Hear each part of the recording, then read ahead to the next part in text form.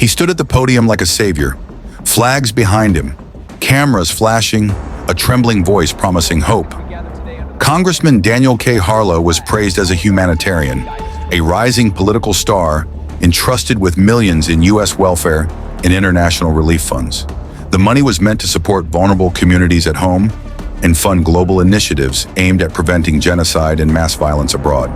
To the public, Harlow was a defender of human life. Behind closed doors, he was something else entirely. The funds arrived quietly.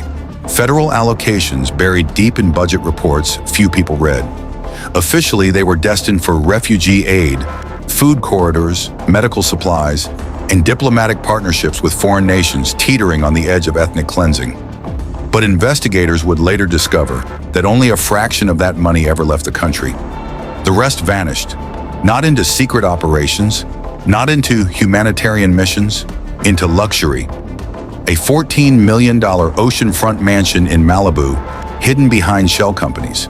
A private jet registered under a foreign trust, a penthouse in New York with marble floors imported from Italy, and a second home in Aspen, used only 2 weeks a year.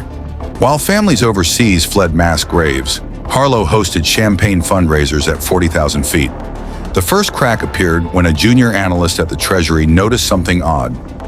Repeated transfers from a welfare-linked account into private real estate investment firms that all traced back to the same law office. That law office, it represented Daniel Harlow. Audits followed, then subpoenas. As the investigation widened, the truth grew darker. Some of the remaining funds, those that did leave the U.S., were funneled through corrupt intermediaries overseas. Instead of stopping genocide, the money strengthened regimes accused of ethnic violence, buying political influence and silence. Harlow didn't just steal mercy, he sold it. When federal agents finally raided his properties, they found vaults of cash, classified documents, and handwritten notes detailing payments labeled stability fees. Stability for whom? Certainly not for the villages burned to the ground, not for the children who never received aid, not for the communities erased while a politician slept in silk sheets above the clouds. In court, Harlow claimed ignorance, blamed advisors, blamed complex international systems. The jury didn't believe him. He was convicted on multiple counts: wire fraud, embezzlement, conspiracy, and violations of international humanitarian law.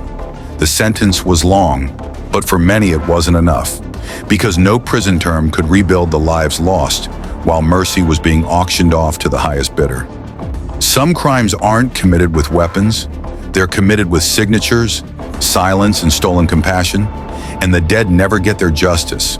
This is saturating crime, a place where judgment aren't just on wispy airs, they are certainly brought to book.